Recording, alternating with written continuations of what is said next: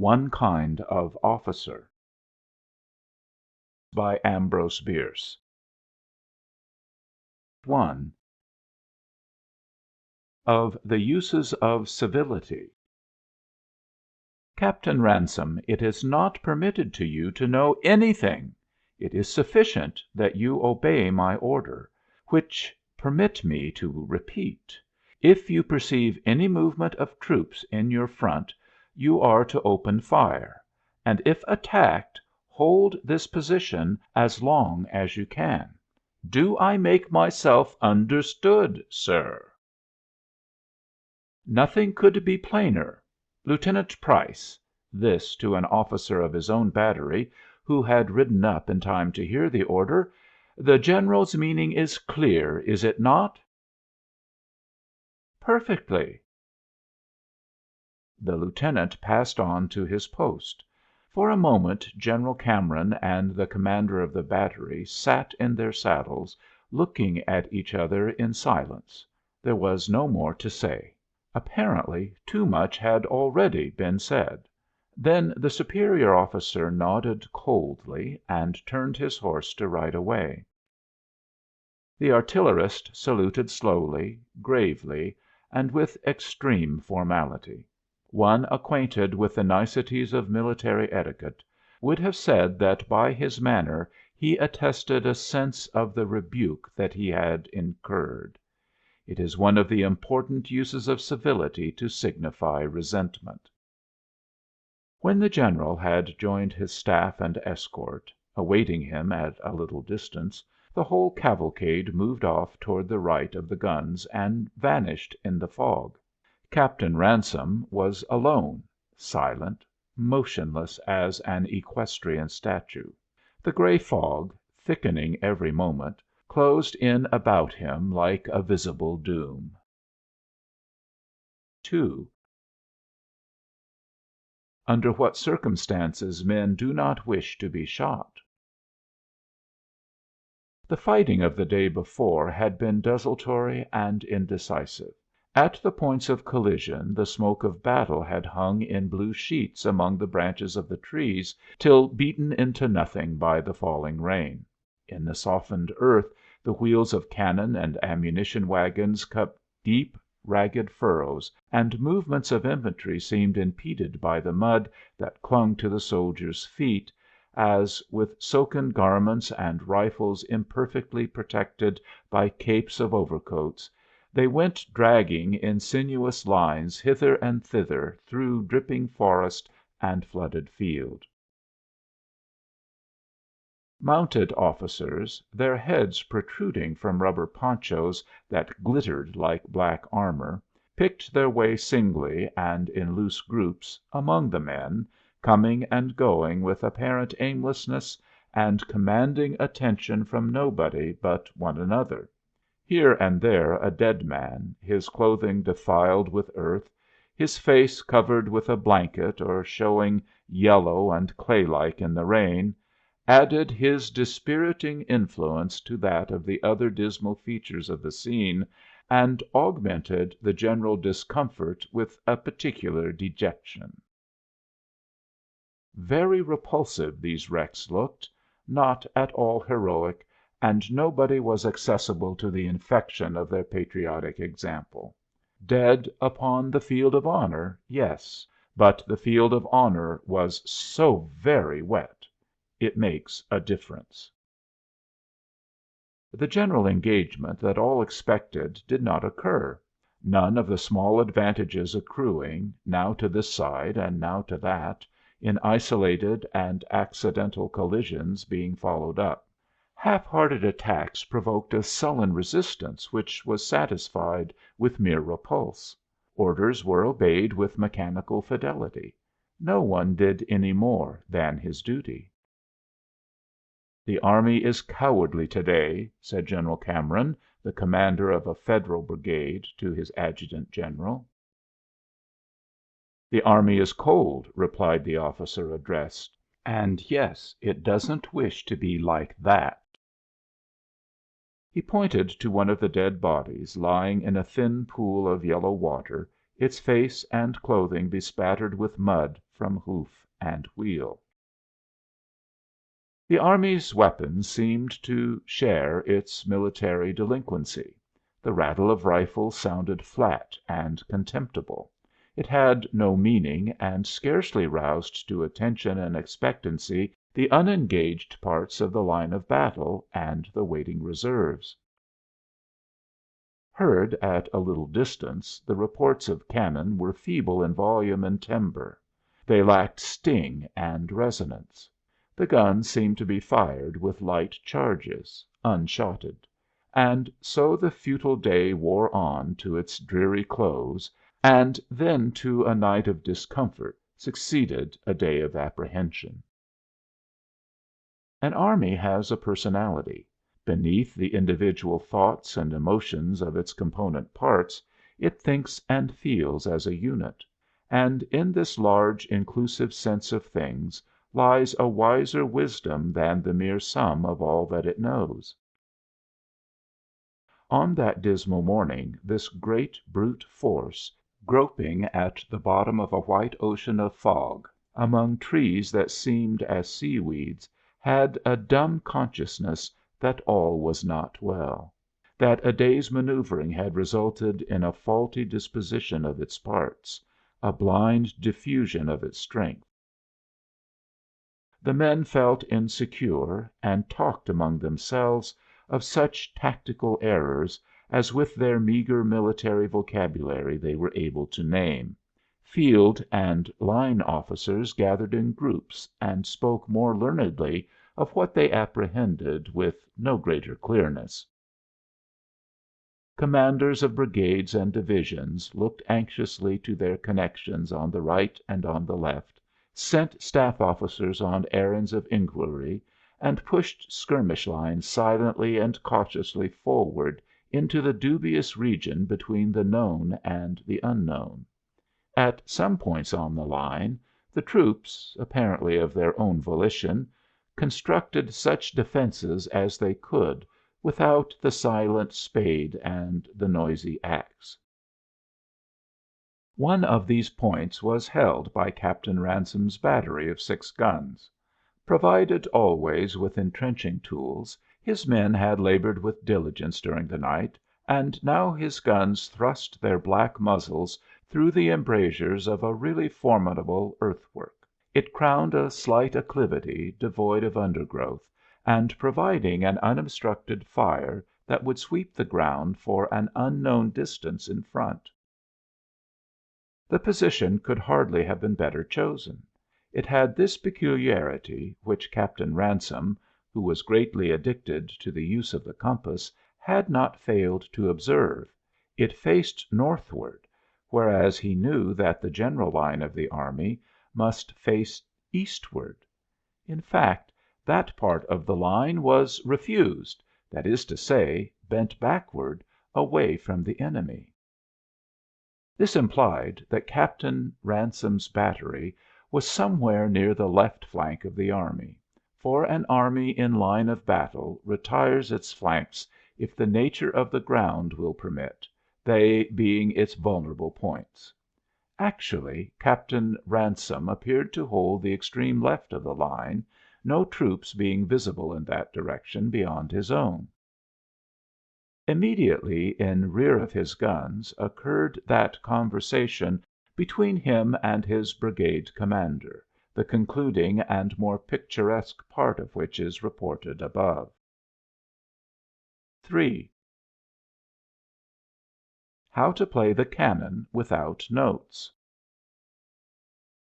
Captain Ransome sat motionless and silent on horseback. A few yards away his men were standing at their guns. Somewhere, everywhere within a few miles, were 100,000 men, friends and enemies. Yet he was alone. The mist had isolated him as completely as if he had been in the heart of a desert. His world was a few square yards of wet and trampled earth about the feet of his horse. His comrades in that ghostly domain were invisible and inaudible. These were conditions favorable to thought, and he was thinking. Of the nature of his thoughts his clear-cut, handsome features yielded no attesting sign. His face was as inscrutable as that of the Sphinx. Why should it have made a record which there was none to observe? At the sound of a footstep he merely turned his eyes in the direction whence it came. One of his sergeants, looking a giant in stature in the false perspective of the fog, approached, and when clearly defined and reduced to his true dimensions by propinquity, saluted and stood at attention.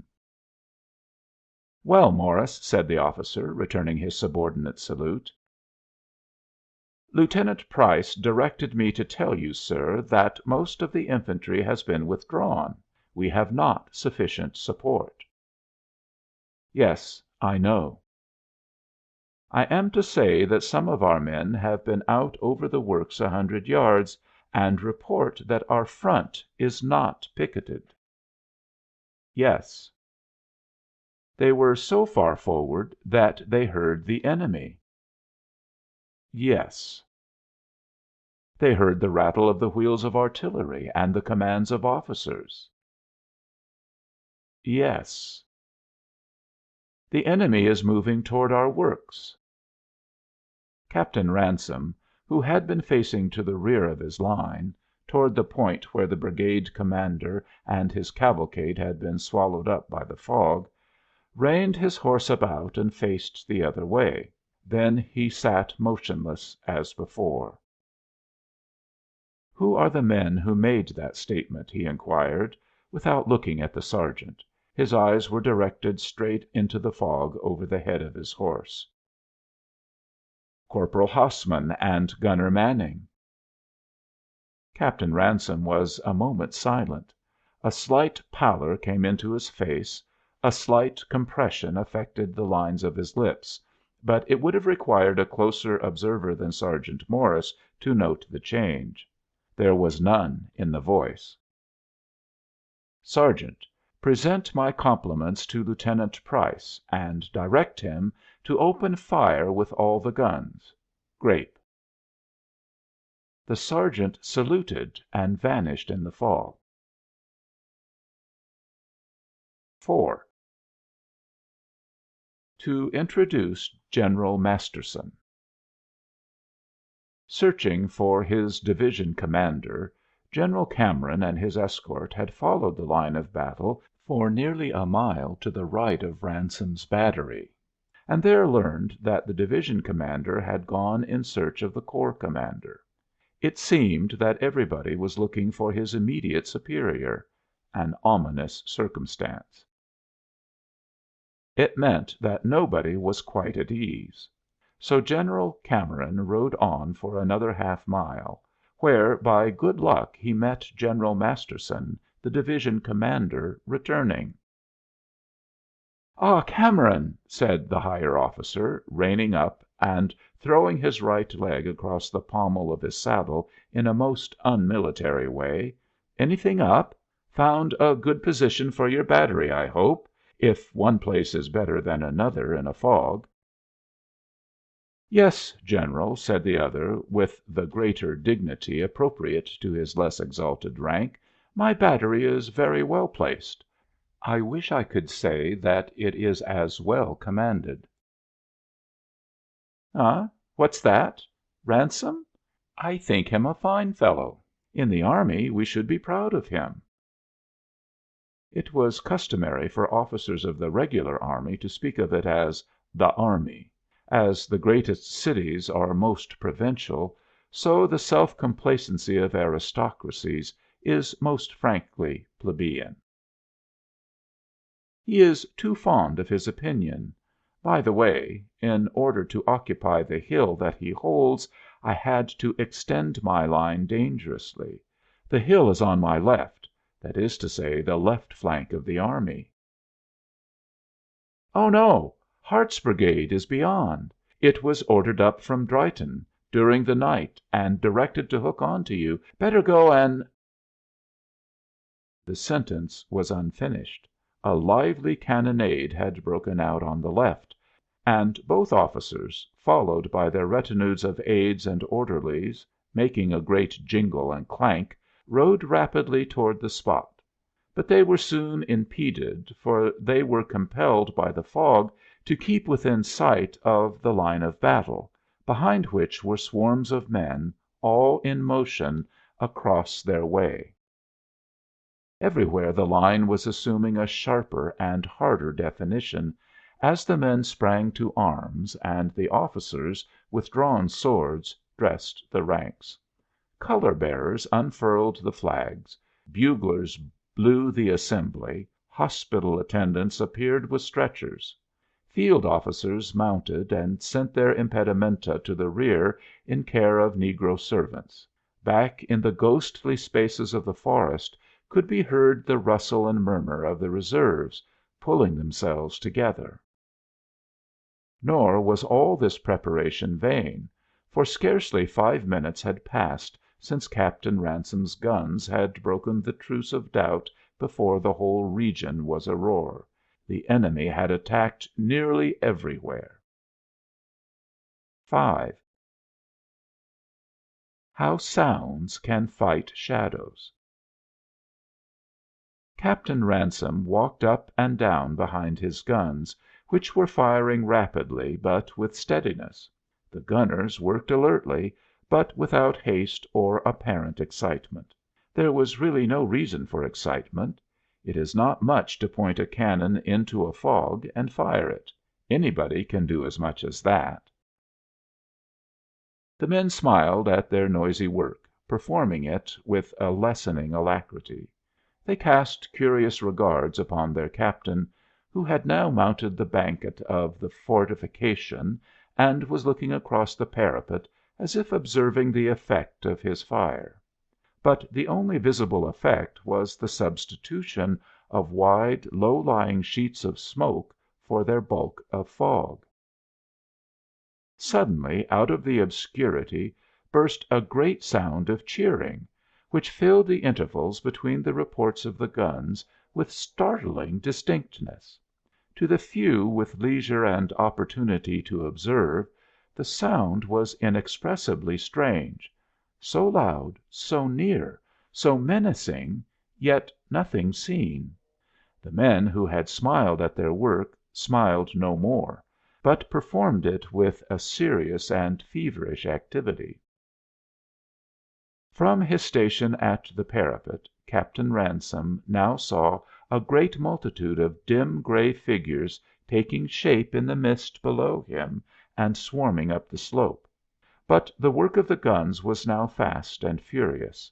They swept the populous declivity with gusts of grape and canister, the whirring of which could be heard through the thunder of the explosions.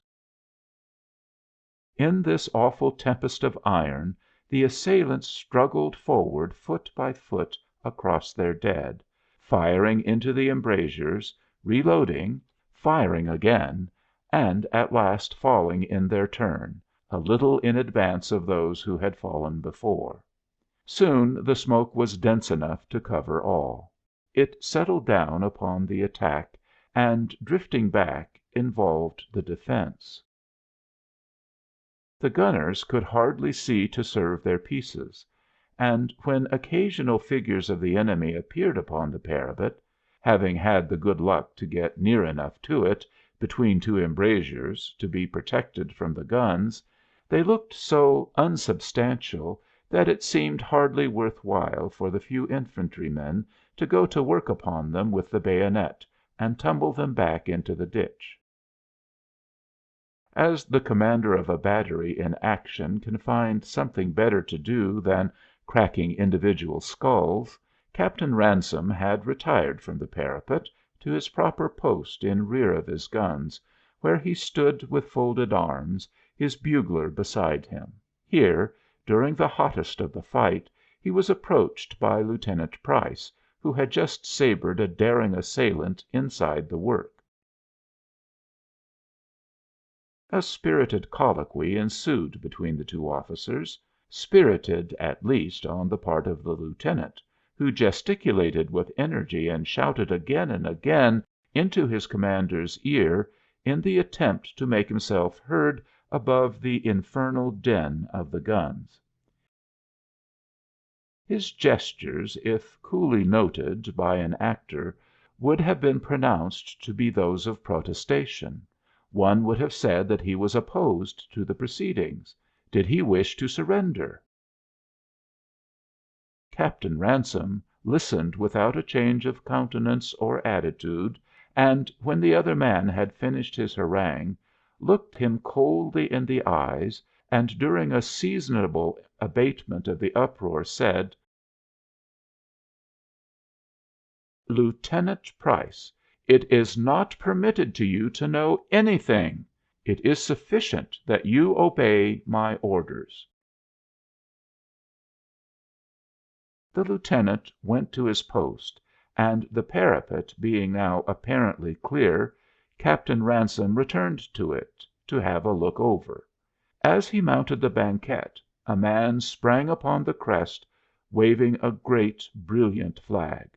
The captain drew a pistol from his belt and shot him dead. The body, pitching forward, hung over the inner edge of the embankment, the arms straight downward, both hands still grasping the flag. The man's few followers turned and fled down the slope.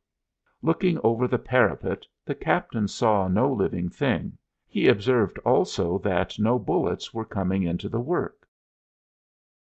He made a sign to the bugler, who sounded the command to cease firing. At all other points the action had already ended with a repulse of the Confederate attack. With the cessation of this cannonade, the silence was absolute.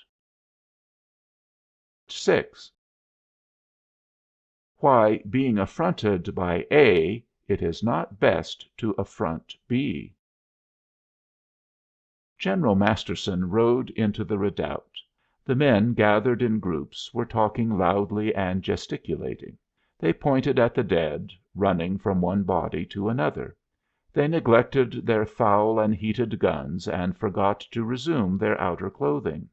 They ran to the parapet and looked over, some of them leaping down into the ditch. A score were gathered about a flag, rigidly held by a dead man. "Well, my men," said the general cheerily, "you have had a pretty fight of it." They stared. Nobody replied.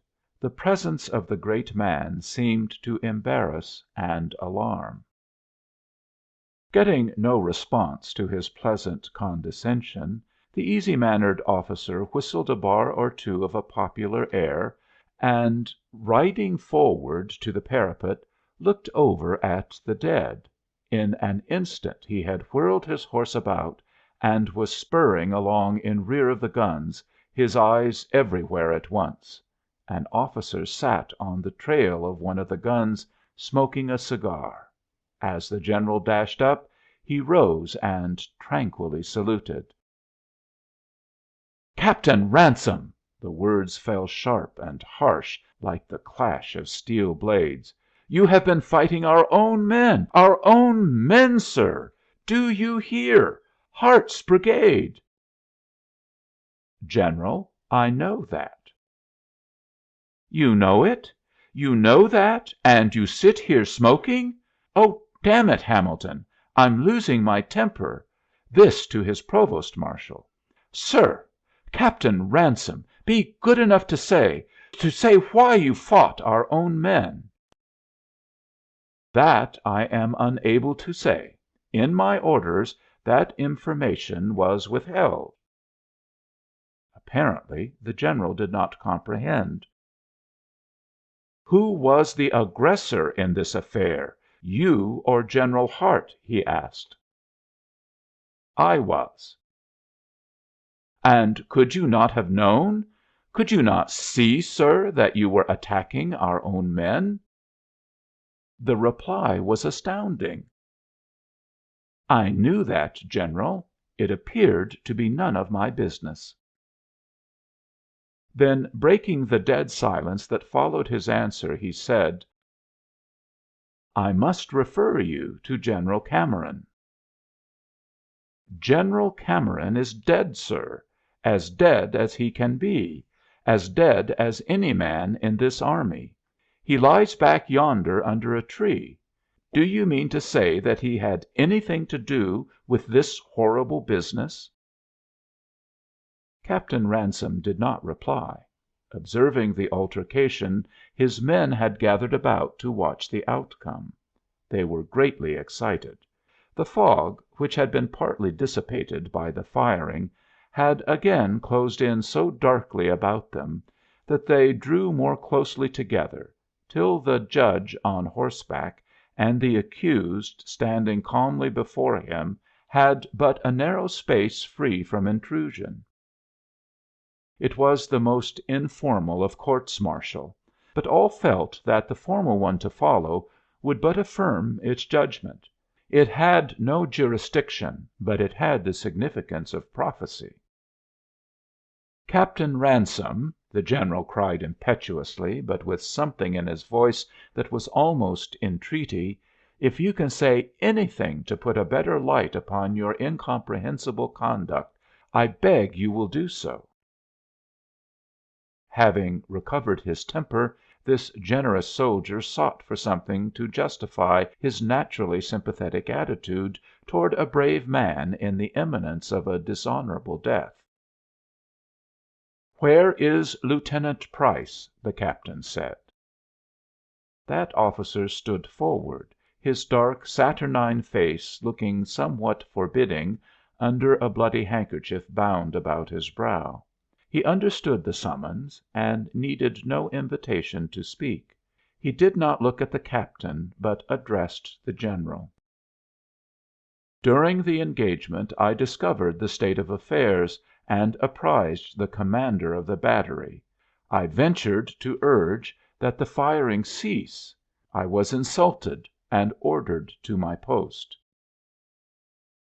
"Do you know anything of the orders under which I was acting?" asked the captain. "Of any orders under which the commander of the battery was acting," the lieutenant continued, still addressing the general, "I know nothing." Captain Ransome felt his world sink away from his feet. In those cruel words he heard the murmur of the centuries breaking upon the shore of eternity. He heard the voice of doom. It said, in cold, mechanical, and measured tones, "Ready, aim, fire!" And he felt the bullets tear his heart to shreds. He heard the sound of the earth upon his coffin, and, if the good God was so merciful, the song of a bird above his forgotten grave. Quietly detaching his sabre from its supports, he handed it up to the provost marshal.